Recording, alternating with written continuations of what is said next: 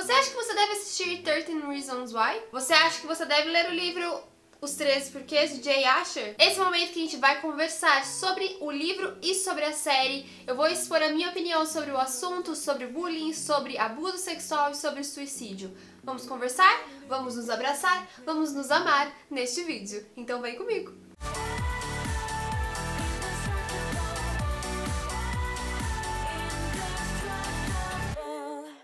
Eu devo alertar que, sim, temos spoilers. Não sei, talvez, maybe, fica a dica. Eu optei por não fazer uma resenha do livro porque vocês têm 1 milhão de resenhas da obra aí rolando. Vocês têm 1 milhão de comentários também sobre a série. Então eu não vou ficar dando detalhes sobre como é a história e tudo mais. Então esse vídeo não é um vídeo resenha, é um vídeo de discussão sobre essa temática. Vale ressaltar então que nós temos 3 temas que são recorrentes dentro do universo dos 13 porquês. Estamos falando do bullying, do abuso sexual e do suicídio. Quanto ao bullying, o bullying é algo super comum no universo. A gente sabe disso, né? Todo mundo já sofreu bullying, todo mundo talvez já tenha cometido algum tipo de bullying, meio que inconscientemente, mas cometeu, eu tenho certeza. E é algo que hoje tem um nome, né? Porque antigamente não tinha um nome. Então, hoje, a sociedade consegue identificar certos casos, mas muitos ficam reservados porque as pessoas não falam o que estão sentindo, né? Existem punições mais severas para quem comete bullying, mas isso não é 100% dos casos e ainda existem muitas pessoas, muitas crianças, muitos adolescentes que sofrem com isso dentro das escolas, dentro dos ambientes gerais, enfim, e ela fica se sentindo o quê? Cada vez mais isolada, e isso é motivação para pensamentos tristes, pensamentos depressivos, pensamentos suicidas, se caso ela não tenha algum tipo de estrutura. Eu já sofri bullying, já sofri, já passei por isso sim, só que eu acho que cada um tem uma sensação, é aquela coisa assim, cada um reage de uma maneira a determinada exposição a uma certa situação. Então, assim, eu tinha apelidos porque eu era bem gordinha quando eu era mais nova, quando eu era criança. Eu tinha apelido de traquinas, eu tinha apelido de baleia, eu tinha apelido de gordinha mesmo. Eram vários apelidinhos, mas o que acontecia? Eu não sei se é uma coisa minha, mas eu conseguia driblar esses apelidos, essas ofensas que eram rotineiras. Então qualquer brincadeira que rolava, qualquer brincadeira de roda, qualquer brincadeira no parquinho, o apelido era esse. Só que eu, fazia assim, pra mim, assim, é lógico que eu ficava um pouco ofendida? Ficava, mas isso não mudava a minha vida, não mudava a minha rotina, não interferia nas coisas que eu ia fazer. Eu não sentia que as pessoas me isolavam, entende? Apesar dos apelidos, eu ainda tinha essa proximidade com outras pessoas que me tratavam de maneira ok. E até as pessoas que colocavam apelidos em mim, eu tinha um relacionamento ok também, porque eu conseguia canalizar esse sentimento, sabe? Então eu não ficava mal.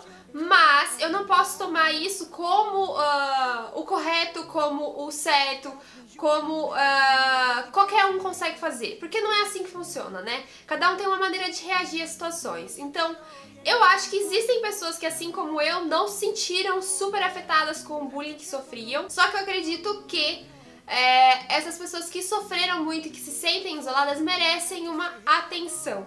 Porque sim, ofensas repetitivas são cansativas. E se a pessoa não tem uma estrutura psicológica como a Hannah, porque ela foi se sentindo cada vez mais isolada, mais sozinha, ela não tinha com quem falar, vai tornando tudo mais difícil, tudo mais intenso, e você vai cada vez ficando mais triste, mais depressiva. Eu acho que o ponto-chave é, você precisa de alguém pra levantar sua autoestima. Eu, graças a Deus, tinha essas pessoas na minha casa, eu tinha essas pessoas na escola.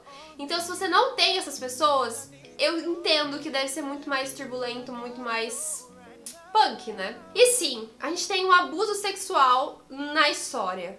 A Hannah é estuprada e ela não tem a oportunidade de defesa. E fica muito bem claro que se ela questionasse alguma coisa, as pessoas logo não acreditariam nela, porque ela consentiu com aquilo, ela quis aquilo. É muito difícil porque a gente vê refletido a realidade. A mulher, quando fala que é estuprada, muitas pessoas reagem assim, também tava com aquela roupinha, também tava tal hora da noite na rua, sabe esse tipo de reação? Então, e vamos aprender né? A separar as coisas. A pessoa quer, a pessoa não quer. A pessoa falou não, é não, amiguinho. É não, amiguinha. Porque a gente tem que pensar que abuso sexual não acontece somente com mulher, tá bom? Também acontece com o homem. Aqui na série fica no caso de uma mulher, né? E também acontece com crianças. O quão triste é isso. Enfim. A gente tem que entender o não. É aquela velha historinha do chá. Você quer chá, amiguinho? Não, você não quer chá, amiguinho. Você quer chá, amiguinha? Não, você não quer chá, amiguinha. Respeite a hora do chá que tudo certo. Se tivessem respeitado essa vontade da Hannah, ela não teria se quebrado, porque eu acho que o fato dela ter sido estuprada foi muito determinante pra ela tomar essa decisão.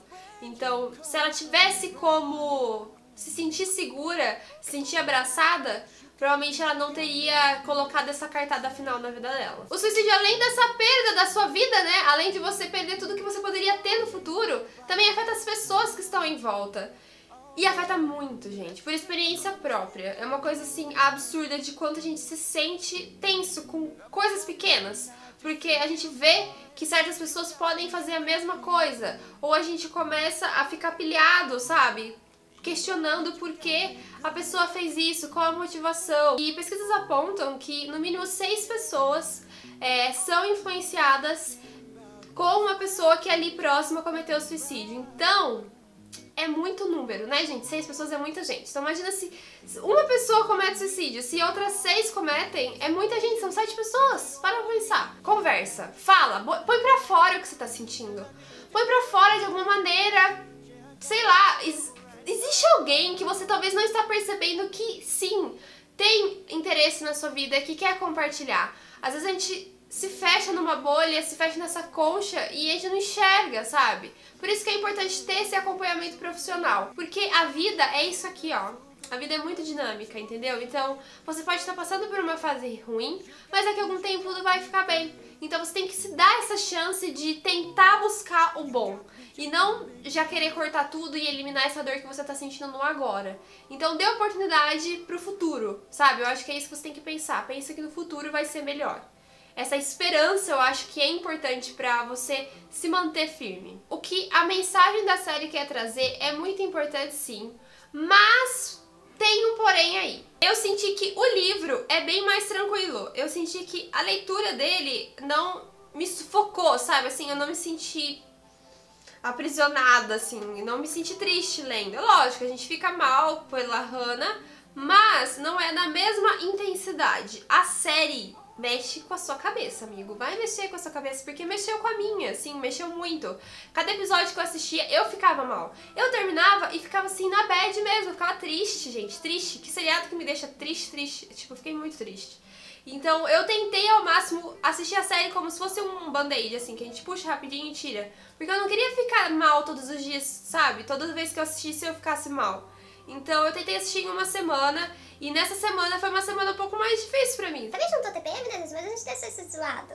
É, porque eu fiquei, assim, com medo de dar continuidade na série. Eu ficava com medo do que estava por vir, porque eu sabia que ela morria. Então eu tava com medo de assistir, eu tava com medo do que eu sentiria com relação a isso. Por eu já ter vivido situação semelhante, sabe? E pra mim, assim, os 2 últimos episódios, que é o 12 e o 13, são os episódios mais difíceis. Eu acho que a direção, a produção pegou muito pesado nessas cenas, assim, são cenas que me marcaram muito, que eu fecho o olho e eu vejo essa cena ainda, sabe? Então, eu não sei se isso é bom. Porque eu acredito que, não agora, mas eu acho que a longo prazo pode vir a ser um gatilho. Um gatilho para pessoas que estão com depressão, um gatilho para pessoas que estão pensando em tirar a própria vida. Então, é um alerta, eu acho. É bom a gente se atentar a isso, porque a cena do estupro dela é muito pesada. Eu acho que eles se alongaram muito nessa cena. Você vê toda a energia da Hannah sendo drenada, assim, é uma coisa muito sofrida, que marca muito. E a cena do suicídio em si, que é ela cortando os próprios pulsos dentro da banheira, eu achei muito, muito intensa. Sério, eu vou confessar pra vocês que eu assisti, só que assim, a hora que eu sabia que ela ia fazer, eu dava pause. Aí eu respirava fundo, olhava pro lado, porque eu não sei, Eu não conseguia mensurar se eu estava preparada pra assistir aquilo, sabe? Todo esse sofrimento. Eu tinha aquela esperancinha desse tamanhozinho que eles não fossem mostrar assim tudo, porque no livro não é mostrado dessa maneira. No livro eles não se demoram nessa parte, que é ela cometendo suicídio. E na série eles se delongaram nisso, então eu fiquei dando pause, play, pause, play, pause, play nessa cena, porque eu não tava conseguindo digerir a informação. Eu não sei se isso aconteceu com você, mas comigo aconteceu.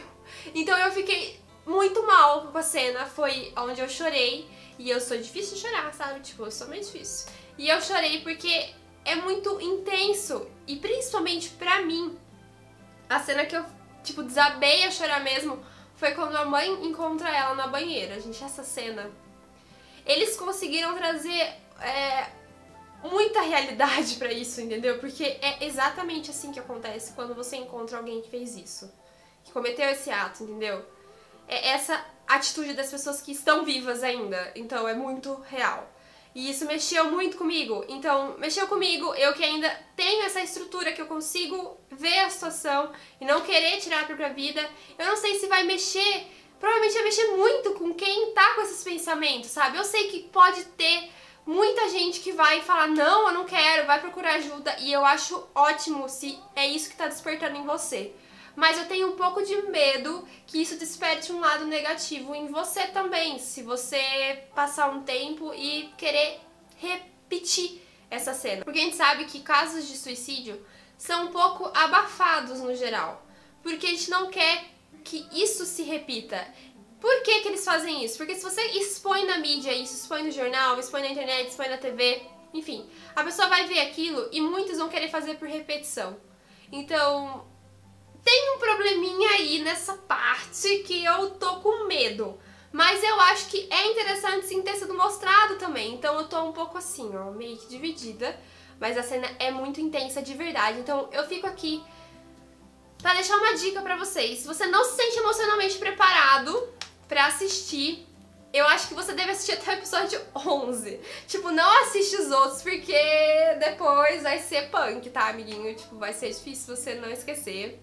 Então, seja preparado. Outra coisa que eu tenho que apontar pra vocês é algo que eu escuto muito e é algo que a gente tem que pensar. E eu recebi um argumento faz pouco tempo que me fez parar e falar, tá, isso é real. Muita gente fala que a pessoa que comete suicídio ou ela é covarde, ou ela é fraca, ou ela é muito corajosa. Tá, ou carente, né? Mas vamos para os 3 Cs. Corajosa, covarde e carente. Eu não sei por que a gente tem essa mania de colocar esse adjetivo na pessoa que cometeu suicídio ou que tentou suicídio. A gente tem problema também, né? Vamos parar pra pensar. Um psicólogo, um doutor psicólogo, deu um argumento que ele falou assim, a gente não pode colocar esse rótulo nessas pessoas, a gente não pode colocar esse tipo de adjetivo. Por quê? Porque isso vai gerar 2 problemas. Nas duas, uma. Se a pessoa colocou como adjetivo que a pessoa é covarde, então a pessoa que está depressiva, a pessoa que está com pensamentos suicidas, vai se sentir o quê? Mal, porque ela é covarde. Porque ela não consegue concluir esse ato. Então talvez ela vai fazer o quê? Vai internalizar mais isso. E aí, de alguma maneira, ela vai ficar mais mal e vai dar um jeito em dar cabo nessa situação, porque ela tem que provar que ela pode ser forte o suficiente pra cometer suicídio. Outra circunstância é, a pessoa é muito corajosa pra fazer isso. Gente, eu já usei essa palavra, tá? Porque é contra o instinto humano, né? A gente sempre quer se proteger. A pessoa é corajosa, mas para pra pensar. Se você fala isso, a pessoa vai se sentir o quê? Motivada a fazer isso. Porque se ela tá depressiva, ou se alguma circunstância tá levando ela a ter pensamentos suicidas, esse adjetivo, corajoso, corajosa, vai falar, não, eu consigo, eu tenho força, eu vou conseguir fazer isso, eu vou conseguir concluir isso. Então, esse tipo de rótulo, esses 2 rótulos, que são covarde e corajoso, são muito problemáticos, tá? O que eu falo pra vocês? Essas pessoas precisam o quê? De amor. Elas precisam ser amadas. Você precisa demonstrar amor constantemente pras pessoas. Sabe? Isso é importante porque às vezes a pessoa não percebe, né? Que existem seres humanos que a amam. Então você demonstrar isso nos pequenos gestos, naquele carinho assim, nossa, gosto muito de você, lembrei de você hoje, tipo um bom dia animado, sabe essas coisas pequenas que mostram que você tá lembrando da pessoa?